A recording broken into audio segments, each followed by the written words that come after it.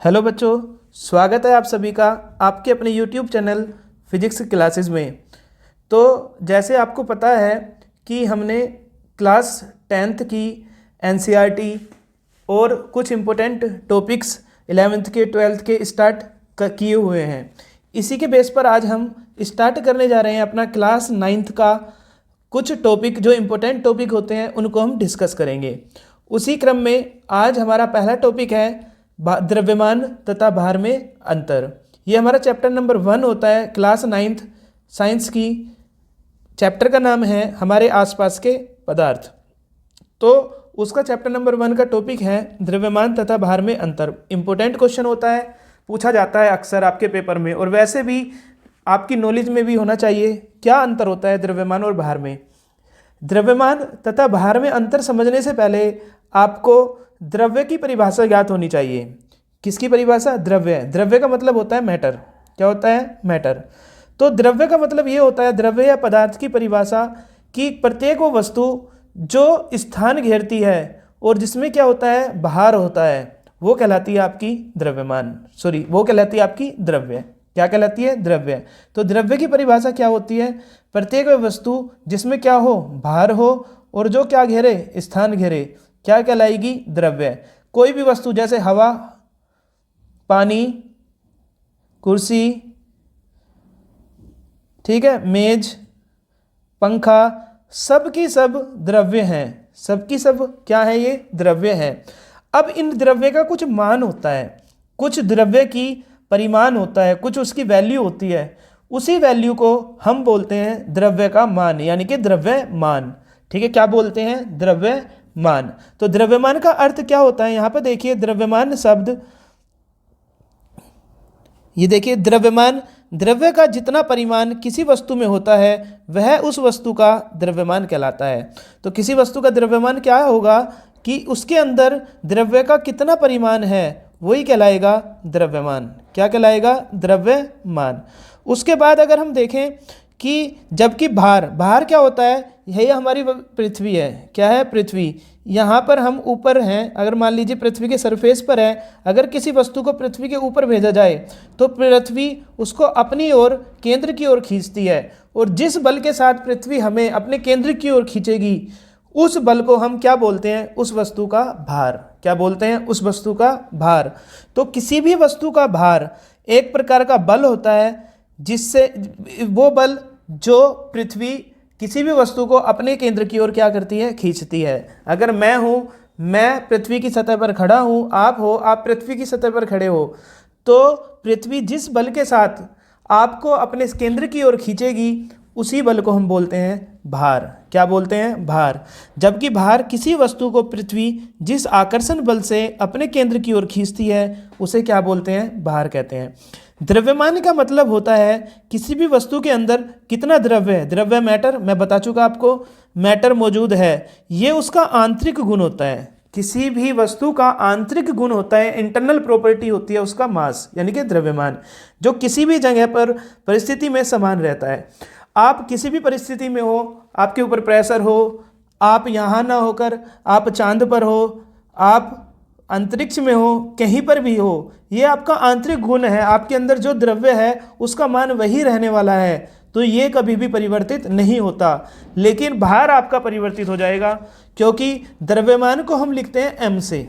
द्रव्यमान को अगर यहाँ पर मैं आपको दिखाऊं, द्रव्यमान, यहाँ पर हम लिखें क्या? द्रव्यमान, द्रव्यमान, और इधर लिखे भार, तो जो द्रव्यमान होगा उसको लिखते हैं m से। किससे? m से। और जो भार होता है उसको लिखते हैं w से। अगर दोनों में संबंध पूछा जाए तो w इक्वल्स टू भार इक्वल्स टू द्रव्यमान गुना गुरुत्वीय त्वरण। g क्या है? गुरुत्वीय त्वरण। इस गुरुत्वीय त्वरण का मान ही अलग अलग होता है। अगर आप पृथ्वी की कक्षा को छोड़कर ऊपर जाएंगे चांद पर, तो इस g का मान परिवर्तित हो जाएगा, जिसके कारण w भी क्या हो जाएगा? आपका चेंज।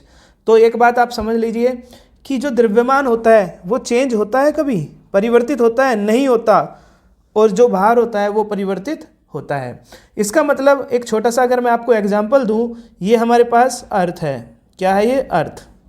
ये हमारी अर्थ है।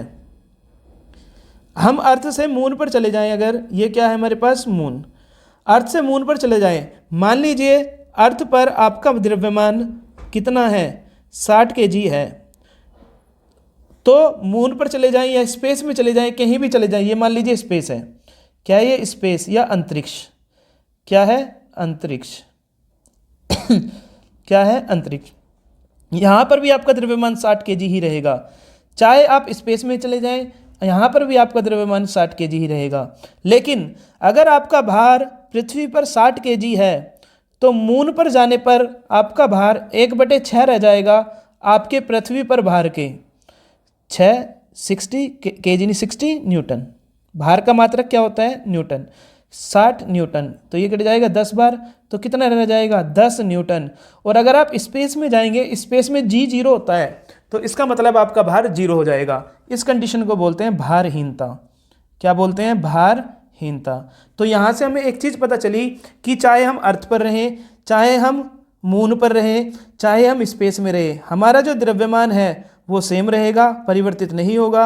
यहाँ पर भार 60 है, यहाँ पर 10 हो गया, यहाँ पर 0 हो गया, इसका मतलब भार स्थान में परिवर्तन होने पर भार का मान परिवर्तित हो सकता है, लेकिन द्रव्यमान का मान परिवर्तित नहीं हो सकता। तो इसमें हम द्रव्यमान और भार में कुछ अंतर देखेंगे जो आपको पता होना चाहिए। चलिए देखते हैं क्या अंतर होते हैं। देखिए सबसे पहले अंतर क्या होता है, दोनों की परिभाषा। परिभाषा मैं आपको बता चुका, क्या किसी, यहाँ पर लिखी हुई भी है, देखिए किसी वस्तु में उपस्थित पदार्थ की मात्रा का परिमाण क्या कहलाता है? उसका द्रव्यमान। किसी वस्तु में जो पदार्थ की मात्रा होगी उसका जो परिमाण होगा वो कहलाएगा द्रव्यमान। और किसी वस्तु पर पृथ्वी का आकर्षण बल उस वस्तु का भार कहलाता है। मतलब पृथ्वी किसी भी वस्तु को जिस आकर्षण बल, जिस बल के साथ खींचती है वो बल ही उसका भार है। उसके बाद ये भी मैं आपको बता चुका कि द्रव्यमान हमेशा स्थिर रहता है। क्या ये परिवर्तित होगा? नहीं होगा। देखिए कहाँ था ये, चाहे आप अर्थ पे रहें, मून पे रहें या स्पेस में, आपका द्रव्यमान कितना है? यहाँ भी 60, यहाँ भी 60 और यहाँ भी 60। उसके बाद भार भिन्न भिन्न स्थानों पर अलग अलग होता है। अभी हमने देखा कि जो भार है यहाँ पर 60 न्यूटन था, अर्थ पर, मून पर 10 न्यूटन और स्पेस में 0। तीसरा अंतर क्या होता है कि जो द्रव्यमान होता है वो एक अदिश राशि होती है। अब अदिश और सदिश राशि क्या होती है इसके ऊपर अलग से वीडियो बनाऊंगा, लेकिन समझ लीजिए कि अदिश राशि ऐसी राशि जिसको व्यक्त करने के लिए केवल परिमाण की आवश्यकता हो, दिशा की आवश्यकता ना हो, जबकि सदिश राशि एक ऐसी राशि होती है जिसको व्यक्त करने के लिए दिशा के साथ, परिमाण के साथ साथ दिशा की भी आवश्यकता होती है। तो द्रव्यमान कैसी राशि होती है? एक अदिश। और भार कैसी राशि होती है? एक सदिश। तो द्रव्यमान कैसी है? अदिश, भार, सदिश। नंबर 4, द्रव्यमान का मात्रक किलोग्राम होता है। क्या होता है इसका मात्रक? किलोग्राम। और भार का मात्रक होता है न्यूटन। क्या होता है? न्यूटन। ये गलत लिखा हुआ है, इसको काट देना। भार का मात्रक क्या होता है? न्यूटन, या किलोग्राम न्यूटन लिख सकते हैं, ठीक है। तो द्रव्यमान का मात्रक क्या होता है? न्यूटन। उसके बाद नेक्स्ट अंतर क्या है? किसी वस्तु का द्रव्यमान कभी भी शून्य नहीं होता। अभी मैंने आपको बताया कि द्रव्यमान, द्रव्य की उस पदार्थ के अंदर कुछ ना कुछ मात्रा जरूर होगी, वो शून्य नहीं होगा। लेकिन भारहीनता की स्थिति में वस्तु का भार शून्य हो जाता है। जब भारहीनता हो, मतलब जी का मान 0 हो, तो वहाँ पर वस्तु का भार कितना हो जाता है? शून्य।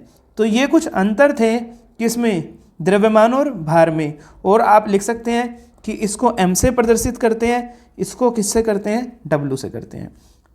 तो ये हमारा टॉपिक था द्रव्यमान तथा भार में अंतर। चलिए मिलते हैं फिर एक नई वीडियो के साथ। धन्यवाद।